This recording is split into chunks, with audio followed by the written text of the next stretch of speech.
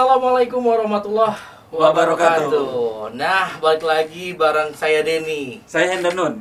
Dan yang pastinya ini adalah balik lagi dengan podcast Riau 46 di episode kedua. Ya, betul. Ya. Kedua Ya. yang pastinya mungkin dari masyarakat warga Jabar juga yang masih belum ngeh dengan podcast Riau 46 ini apa. Boleh Kang? Ya, Kita jelaskan lagi apa itu.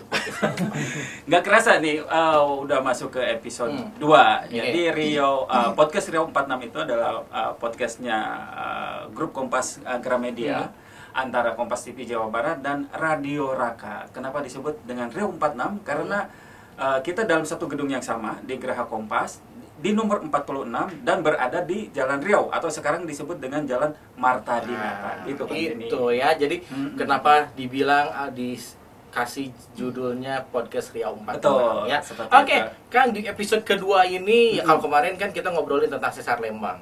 Sekarang sebenarnya ini dibilang kasus ataupun yang belakangan terakhir lah terjadi terlepas dari demo ya kemarin udah demo, dan juga ada kasus lagi yang buat saya sendiri sebenarnya agak sedikit sedih dan juga agak pilu ya. Betul, ada mungkin dari warga juga, masyarakat juga pernah melihat ataupun mendengar berita ini, kasus ini tentang satu keluarga yang meninggal meninggal karena mengakhiri hidupnya lah ya. Dan yang pastinya juga ini seorang ibu 34 tahun dan juga anak-anak. Ada yang umurnya 9 tahun dan juga anak-anak satu lagi yang masih kecil balita banget 11 bulan. Iya, betul. Dan ini juga menurut data dari Pusiknas Polri ini di tahun 2024 selama 9 bulan di tahun 2024 ini 988 kasus bunuh diri. Ini naik. Berarti se-Indonesia ya? Iya. Oke. Dan juga ini naik di tahun 2024 ini naik dibanding 2023 sekitar 971. Dan Jawa Barat salah satunya yang keempat. Secara jumlah. Secara jumlah. Oke. Nah, ini kalaupun ini pasti dengan masalahnya yang pertama adalah perekonomian, ya, yang pemicu ini. Dan ini juga bisa dijelaskan Kang, mungkin ditanggapi apa yang mungkin dari Kang Hendar sendiri melihat kasus ini. Ya, kalau misalkan sama sih ya, apa yang dirasakan dan apa yang ketika saya mendengar dan membaca itu ada kepiluan. Satu keluarga, seorang ibu meninggal dalam kondisi bunuh diri, gantung diri begitu, dan bersama kedua orang anaknya. Dan ini terjadi di Kecamatan Banjaran, Kabupaten Bandung begitu. Dan di lokasi kejadian itu ada semacam wasiat ya. Surat ya betul, ada surat secara kertas yang ditulis oleh sang ibu. Isinya ya jeritan hati. Gitu seperti itu dalam mengarungi bahtera rumah tangganya begitu. Jadi tapi kalau misalnya kita berbicara tentang hal itu, kita akan membahasnya ya, dengan seorang psikolog. Nah, itu yang sudah hadir di studio kita. Ada siapa Kang? Ibu Rahmi Ani. Teh Rahmi Ani. Teh Rahmi ya? Gitu. Aini. Aini. Teh Rahmi Aini. Oh iya. Tuh Teh Rahmi. Saya manggilnya Teteh juga ya? Iya. Ya siapa tahu kan. Teh kok upami nih. Kalau misalkan melihat dari story yang tadi ya diceritakan gitu, secara psikologi itu seperti apa sih Teh? Oke, dari kasus yang tadi diceritakan secara psikologis, sebetulnya itu bukan merupakan kebencian seorang ibu terhadap anak, bukan. Tetapi itu adalah merupakan bisa dibilang depresi berat, kondisi psikologis yang memang tekanannya sangat tinggi. Nah, hal itu bisa akibat karena itu tadi, karena ekonomi, mungkin konflik pasangan, atau bahkan faktor dari lingkungan. Maka dari itu muncullah, saking tekanan psikologisnya tinggi, biasanya itu kan mengalami depresi berat. Ketika orang sudah mengalami depresi berat, maka terjadi distorsi pikiran. Jadi distorsi pikiran itu kalau kita ada masalah tuh nggak sampai kepikiran mau bunuh diri. Tetapi kalau orang yang sudah depresi berat, dia akan mengalami distorsi pikiran, yang mana bunuh diri itu adalah salah satu hal yang jalan keluar yang terbaik. Jadi buat mereka itu bunuh diri merupakan salah satu penyelesaian. Ini loh, daripada anak saya hidup nanti kasihan setelah saya tinggal, lebih baik saya bunuh anak saya, begitupun saya bunuh diri. Itu yang salah satu yang ada di surat ya, isi surat betul, itu ya, betul, seperti Betul. Itu jadi memang sudah manifestasi tekanan psikologis yang jangka panjang, akhirnya dia memunculkan. Nah, ketika tadi ada surat wasiat yang dibuat, kemudian ada anak, nah itu merupakan sesuatu yang direncanakan. Nah, orang yang sudah mengalami depresi berat, dia akan melakukan isolasi sosial. Dia kan di lingkungan rumahnya tidak, apalagi kalau saya baca berita itu memang baru pindah, tapi kan sebetulnya bukan di lingkungan itu adalah efek dari lingkungan sebelumnya, gitu kan. Ketika kita sudah melihat ada orang yang mengisolasi diri, kemudian dia yang mengatakan, sering mendengar, lebih baik mati aja deh. Sebetulnya itu harus segera, itu warning. Oh, itu warning. Warning, jangan kita sepelekan. Ketika ada orang yang ada masalah, udahlah gua mati aja. Tapi kan kalau misalkan heureuy atau misalkan bercanda, mungkin itu gimana? Kalau konteks itu kan kalau heureuy kita bisa lihat ya. Tapi kalau misalkan udahlah gua mau mati, lebih baik mati bawa anak-anak. Itu sebetulnya sudah menjadi warning. Ini ibu tuh dalam tekanan stres yang tinggi. Gitu. Berarti proses bunuh diri itu satu merencanakan, Nah, hasrat. Ya bukan, adanya distorsi pikiran, Betul. kemudian isolasi diri, kemudian ada perencanaan secara dia sudah merencanakan bagaimana cara untuk bunuh diri. Oh, berarti direncanakan, Iya, itu sudah ya? direncanakan. Kalau misalnya tidak direncanakan, itu tidak akan tertata dengan baik. Jadi kan dia bunuh dulu anak-anaknya, baru terakhir dia akan menggantikan diri. Itu sudah dia rencanakan. Akhirnya itu tadi distorsi permasalahan, cara penyelesaian masalah dia itu dengan cara seperti itu.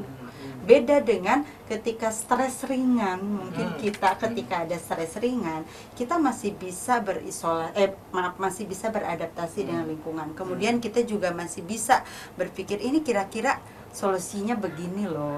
Paling juga masih sulit tidur tapi masih bisa inilah ya, masih dalam batas wajar, bisa bekerja.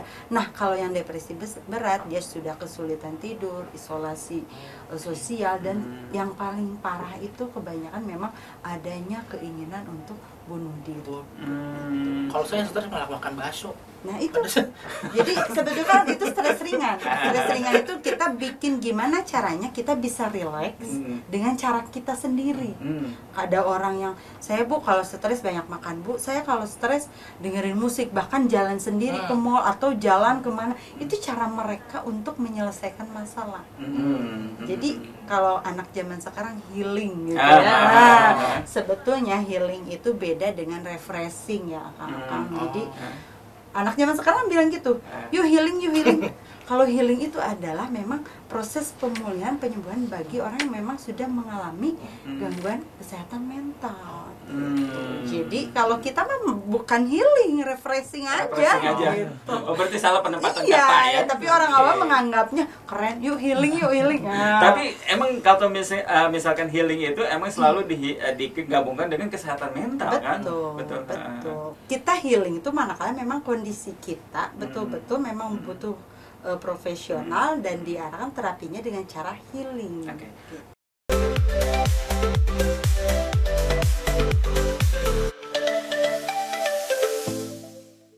Lagi teh, kalau misalkan yang tadi itu kan bunuh diri, kemudian ada motifnya, itu ada yang direncanakan. Apakah ada bunuh diri yang misalkan tiba-tiba langsung eksekusi gitu, spontanitas begitu? Itu ada ketika, nah itu salah satunya telat. Itu kan tadi depresi berat. Depresi berat itu ketika ada permasalahan, dia ada keinginan untuk mati. Matinya itu ada, udah gue mati. Walaupun itu hanya di selintasan pikiran begitu. Iya, ada yang sampai itu, ada yang mengalami psikosis ya. Psikosis di situ memang sudah tahap gangguan mental. Jadi ketika pengen bunuh diri, ya udah saat itu dia bunuh diri. Karena apa? Ada pengaruh juga halusinasi ketika psikosis gitu ya. Iya. Ada halusinasi, ketika halusinasi itu kan ada, udah ayo bunuh diri aja, ada waham tertentu gitu. Nyuruh dia bunuh diri, dia akan lakukan saat itu juga. Orang akan kaget, loh tadi. Ya, tapi backgroundnya dia udah depresi begitu. Ya, memang sudah depresi gitu. Jadi orang itu bunuh diri itu ada yang memang dia rencanakan dengan secara tertib ya, mungkin yang kasus kemarin itu, tapi ada yang memang tujuannya tetap bunuh diri. Itu bisa langsung saat itu juga. Stres saya bingung mau ngapain, akhirnya jatuhlah dari gedung paling atas. Kemarin-kemarin sering dengar tuh ya, mahasiswa di Bandung dari gedung lantai berapa di salah satu universitas. Nah itu tadi, karena memang ini yang harus kita hilangkan, stigma lemah iman, tidak kuat iman. Padahal dianya aja kan belum ngerasain gitu ya, seperti itu pressure-nya dan tekanannya. Padahal itu itu beda-beda. adalah orang yang membutuhkan pertolongan dari para ahli seperti psikolog dan psikiater. Berarti mereka sebetulnya kita harus sadar bahwa kesehatan mental itu penting. Ketika ada yang bunuh diri itu bukan tidak punya iman, bukan, tetapi memang mereka itu coping strategi serta proses defense mekanismenya itu sudah melemah. Akhirnya mereka berpikir, terjadi distorsi kognitif, mereka berpikir jalan keluar terbaik adalah melarikan diri dari permasalahan itu. Betul. Caranya apa? Itu tadi. Tapi kalau ini kan tadi yang permasalahan itu lebih ke ekonomi, tapi banyak juga sekarang anak-anak kecil ya, yang kayak SD dibully segala macam, bikin apa? Ya banyak faktor ya. Banyak juga, jadi nggak cuma dewasa aja ya. Betul. Tadi seperti tadi yang saya sempat berbincang sama Kang Hendar ya, resiliensi anak sekarang, resiliensi pertahanan dari kekuatan di anak zaman sekarang dengan kita zaman dahulu itu berbeda. Karena kan anak sekarang segala sesuatu serba instan gitu ya, mudah, digital. Pengaruh media juga kan itu mempengaruhi ya, dengan banyak podcast yang mungkin kita tidak saring itu bisa memberikan, sebetulnya menstimulasi validasi dia untuk udah deh saya itu ikutin aja gitu. Tapi ya itu tadi, pembentukan perbedaan dari pola asuh zaman dulu dengan sekarang terhadap pembentukan pribadi individu itu akan berbeda pada saat kekuatannya itu pada saat itu tadi, ketika ada permasalahan, baik itu mungkin kita menganggapnya itu mah permasalahannya kecil, tapi orang itu akan berbeda resiliensinya. Orang yang memang sudah ada kerentanan kesehatan gangguan mental dari sejak kecil, biasanya itu ada terbentuk dari masa lalu. Salah satunya faktor misalnya orang tua yang sering melakukan kekerasan, atau misalnya dia ada trauma berarti. Trauma masa lalu itu bisa menjadikan salah satu kerentanan dari kelemahan dari kesehatan mental seseorang. Ketika ada permasalahan muncul, maka dia akan down gitu. Kan setiap orang juga tidak akan lepas dari sebuah masalah, begitu ya, seperti itu. Cuma kan bagaimana caranya supaya kita itu bisa memanage mengatasi ketika ada stres seperti itu gimana Teh? Itu berarti kita harus tahu ya, aware ya, gimana, aduh ini permasalahan. Itu kalau misalnya kita sadar bahwa permasalahan itu adalah mungkin permasalahan yang begitu berat, sebaiknya itu kita bisa, makanya itu tadi kita bercerita ke orang, gitu ya, kita yang tahu sendiri ini ada permasalahannya berat buat saya. Makanya itu pentingnya kita bercerita, bersosialisasi itu. Makanya jangan dipendam. Kebanyakan orang malu, udah diem aja. Udah, tapi tahu-tahu meledak. Itu sebuah indikasi berarti. Indikasi awal. Jadi dia tidak bisa berbicara, tidak bisa mengungkapkan apa yang dia rasakan. Ketika saya mengungkapkan, nah itu sekarang ini kondisi lingkungan, kalau diungkapin dikira inilah itu, datang ke psikolog dikira orang gila Ya, dan betul, lain-lain. betul. Padahal itu stigma negatif itulah yang harus kita rubah. Dengan kita aware dengan kesehatan mental, salah satunya tadi menyadari bahwa perlunya keterbukaan atau komunikasi ketika ada permasalahan, baik lingkungan keluarga atau di sekolah atau di lingkungan masyarakat, kita menjadi tahu apa yang dirasakan oleh orang gitu kan. Siapa yang mempengaruhi di sana itu? Apakah dari teman dekat atau misalkan orang tua Untuk yang bisa mempengaruhi apa? untuk mempengaruhi ketika Kekuatan. misalkan kekuatan diri Ya itu, dirinya? lingkungan-lingkungan terdekat itulah yang sebetulnya bisa memperkuat mental kita. Dari kasus yang terjadi kemarin itu kan, dia mungkin konflik ekonomi dan dengan pasangan, ditambah lingkungan keluarga dan lingkungan sekitar melakukan isolasi, bukan memberikan jalan keluar, tetapi justru memberikan stresor baru, menjadikan kondisi mental dia lebih terpuruk. Saya mau ini sama siapa sih? Orang nggak ada yang mau mendengarkan saya. Gitu. Dan orang berpikir apa sih kamu gini-gini? Ya biasanya orang yang di luar, ketika misalkan ada seseorang yang mengalami hal yang stres gitu ya seperti itu, apa yang harus dilakukan oleh orang luar untuk mengidentifikasi ataupun misalkan melakukan pertolongan yang walaupun itu kecil tapi berharga bagi dia itu gitu? Mendengarkan. Teman curhat berarti ya? Komunikasi. Kita sesama orang. Komunikasi itu sebetulnya faktor utama dan faktor terpenting dalam keluarga ataupun dalam hubungan interpersonal apapun gitu ya. Karena kalau kita tidak mengkomunikasikan, kita tidak akan tahu apa yang dirasakan lawan bicara kita. Nah, ketika lawan bicara, misalnya saya nih diam aja, Akang nggak membuka komunikasi, Akang bisa tahu nggak saya terjadi sesuatu? Enggak. Betul. Tetapi ketika Akang saya ini kok Rahmi pendiam? Ya. Ketika orang-orang di sekitar peduli dengan lingkungan sekitar, peduli dengan kondisi kita, dia akan nanya, kenapa? Ada apa? Maka itulah di situ komunikasi, kita mau mendengarkan, tapi bukan berarti kita langsung memberikan nasihat. Kan tidak semua orang tuh bisa langsung nerima betul. Apa sih, aku tuh cuman pengen butuh didengerin doang. Betul, kan ada juga orang yang seperti itu ya. Dia hanya butuh orang yang bisa mendengarkan. Dengar aja gitu. Karena sebetulnya ketika ada permasalahan secara psikologis, hanya untuk diutarakan saja, dalam sistem saraf ini di dalam badan kita itu terlepaskan gitu. Jadi sekedar mendengarkan orang nangis, mau ketawa apa, kita pendengar ya sudah, karena bagi dia yang mengeluarkan itu terasa ringan gitu.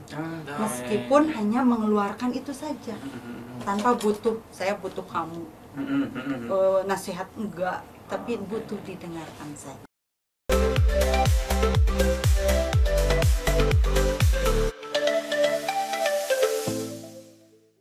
Nah, mungkin dari masyarakat juga nih, mungkin yang lagi dengerin siaran on air di Raka FM, mungkin boleh ya di nanya-nanya juga di WhatsApp-nya di 0811 149777787-nya. Ini ada yang nanya, Assalamualaikum, Waalaikumsalam, dari Naya nih, kalau depresi itu bisa didiagnosa sejak dini enggak? Oke. Baik, sebetulnya sebelum arah depresi itu tahapannya ada yang namanya stres. Setelah stres, frustasi, baru dia ada depresi. Jadi depresi itu sudah tahap yang sangat berat. Yang orang depresi itu berkomunikasi dengan yang lain aja dia akan susah. Orang salah satunya mungkin sering kita lihat, kenapa banyak kasus yang tadi disebutkan, dia kan mengisolasi diri. Dia tidak ada komunikasi dengan yang lain karena sudah tahap depresi berat. Kalau orang yang stres, kita juga mungkin pernah stres ya. Ya, betul. Sering malah. Nah, kan kita masih bisa berkomunikasi dan masih bisa fungsi-fungsi dalam kehidupan sehari-harinya normal. Nah, ketika kita untuk melakukan tahap depresi itu memang harus ada pemeriksaan psikologis. Namun tahapan kita mengenali kita tidak baik-baik saja manakala ketika kita saat ada sesuatu permasalahan, kita tuh kok mulai nggak bisa tidur gitu ya, ada kecemasan berlebih. Nah itu sering juga terjadi muncul gejala-gejala yang terasa ke fisik, karena 85% penyakit fisik itu berasal dari psikis gitu. Ya, hanya dia muncul dalam bentuk sakit fisik gitu. Ketika kita sudah menyadari, oh saya sedang tidak baik-baik saja, nah tapi kita bisa melakukan penyelesaian, itu berarti masih tahapan stres, kemudian frustasi sudah mulai agak berat. Nah, ketika kita mengenali frustasi itu gimana? Frustasi itu yang itu tadi, saya sampai gak bisa tidur sama sekali. Tapi tetap saya bisa mengatasi. Dalam artian meskipun saya nggak bisa tidur, ada masalah, besok saya masih bisa kerja. Secara emosi masih secara terkontrol. Emosi dia bisa mulai agak labil, tapi dia bisa mengikuti mengontrol diri dan bisa berkegiatan dalam kehidupan sehari-hari gitu. Namun ada kalanya dia frustasi, nggak bisa ngapa-ngapain, tapi dia akan rehat sejenak, dia tahu cara yang harus dilakukan, itu masih dalam batas normal. Ketika kita depresi, ketika kita sudah ada permasalahan, tidak bisa ngapa-ngapain dan kita merasa terganggu, sudah nggak bisa tidur, jantung berdebar gitu, ketakutan ini itu, bahkan diajak ketemu orang ngomong aja nggak mau. Nah disitulah kita sudah memang membutuhkan pertolongan dari para psikiater, psikolog atau psikiater. Kan ada juga teh yang ini, yang ketika dia mau berbicara itu dia merasa malu gitu. Nah, ada karakter yang seperti itu kan. Gitu. Nah itu untuk apa istilahnya, untuk mengesampingkan rasa malu karena dia punya masalah begitu yang ya cukup pelik lah itu, dan harus diobrolkan, itu bagaimana tuh? Yaitu biasanya karena malu itu satu, takut dinilai orang itu, kamu orang gila ya, kamu lemah, kamu nggak ini.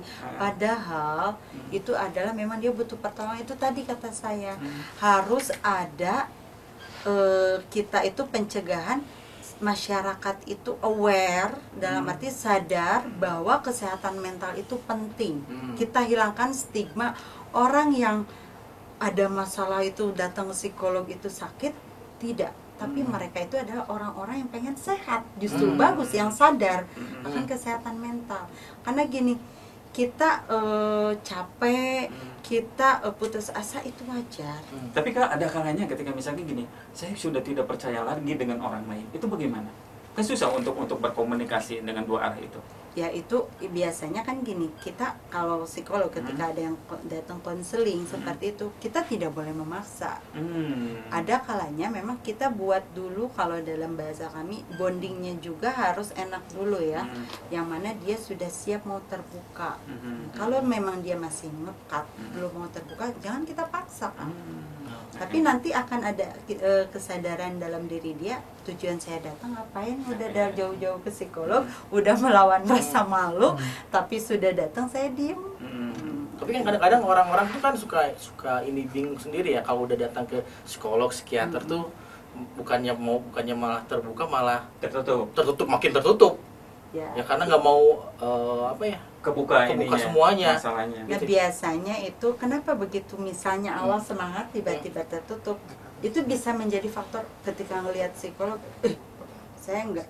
Nah jadi ada ketidaknyamanan, ketakutan ketika melihat psikolog, akhirnya dia menutup diri. Maka dari itu kadang tugas kami psikolog, gimana caranya ketika klien datang, kita sudah siap menerima keluh kesah dia, dan mereka itu sudah tidak ada rasa takut, rasa malu. Jadi kita harus bikin nyaman gitu, dan percaya bahwa apa yang akan mereka sampaikan itu tidak akan keluar dari jalur ruang konseling. Mungkin dari Teh Rahmi. Bingung tadi kan Teh Ani kan. Rahmi Aini. Saya bingung mau nanya tetenya Teh siapa gitu. Teh Rahmi ini mungkin ada pesan nggak mungkin dari untuk masyarakat luas tentang kasus yang terjadi sekarang ini, apalagi atau untuk mengatasi stres itu, mengatasi stres lah ya, untuk kita juga sih sebetulnya. Kita juga. Yaitu ini ya tadi, kita harus sadar bahwa kesehatan mental itu sama pentingnya dengan kesehatan fisik. Kemudian jangan malu untuk berkonsultasi dengan psikolog. Justru dengan cara itu merupakan keberanian untuk kita menjadi sehat mental. Jadi kan orang biasanya malu nih, tapi itu ada justru keberanian untuk menyelamatkan kesehatan mental. Atau minimalnya dia mau berbicara dengan orang lain, dengan orang lain, dengan teman, dengan kerabat, pasangan, orang tua atau siapapun betul. gitu. Dan kita harus aware ketika melihat ada orang yang tadinya ceria, tiba-tiba dia tertutup. Berarti ada apa ini? Termasuk juga dengan pasangan ya, pasangan di rumah. Pasangan betul, di rumah seperti itu. betul. Ketika misalkan nih saya gitu melihat istri kok diam, tiba-tiba diam, berarti kan harus curhat. lain ya Pak. Berarti kan kita harus ngobrol ya. Itu ada yang bilang curhat. Ada yang bilang curhat. Ya, tapi kan begitu ya, seperti itu kan. Tapi kalau rata-rata laki-laki loh yang kayak gitu. Kenapa tuh? Yang sering itu ya menutup diri, nggak mau cerita. Benar nggak sih? Iya. Ya, tergantung kamu yang ngomong. Curhat lagi. Lebih ke gengsi kali ya. Oke. Ya mungkin karena gitu ya, kalau laki-laki udahlah kuat lah. Masa iya kan seperti ya. itu. Padahal sebetulnya laki-laki balik badanan nih. Laki-laki juga butuh Betul. untuk bercerita. Tinggal pasangan yang harus memahami satu sama lain. Ketika istri pasti paham lah ya kalau laki-laki melihat istri sudah. Tapi secara saya tambahin juga, setiap masalah pasti ada solusinya. Betul sekali. Itu ya. Bijak sekali saya ya. Kayak apa gitu ya. Closing. Bijak sekali. Oke, tuh ada yang bilang closing. Iya. Baiklah. Oke, terima kasih untuk Teh Rahmi dan juga untuk semuanya juga yang sudah dengar dan juga sudah bertanya. Terima kasih. Nanti kita ketemu lagi setiap hari Selasa ya, jam 1 siang. Ya, tayangannya ada di Kompas TV Jabar setiap hari Jumat ya, jam 5 pagi, dan juga di YouTube-nya di RK FM dan juga di Kompas TV Jabar. Oke. Ini Kompas TV katanya ulang tahun. Iya, yang ke-14. Selamat ulang tahun lah ya. Oke, terima kasih. Baik. Dari Teh Rahmi. Oke, selamat ulang tahun untuk Kompas TV. Semoga selalu harmoni. Tadi kan betul. Selalu menjadi media terdepan dan terpercaya. Amin. Terima kasih. Oke. Baiklah, terima kasih untuk semuanya juga. Denny pamit di episode kedua di podcast Riau 46 ini ya, dan juga ada Kang Endar juga ya. Dan pokoknya nanti ketemu lagi di Selasa depan yang pastinya di podcast Riau 46. Sampai jumpa.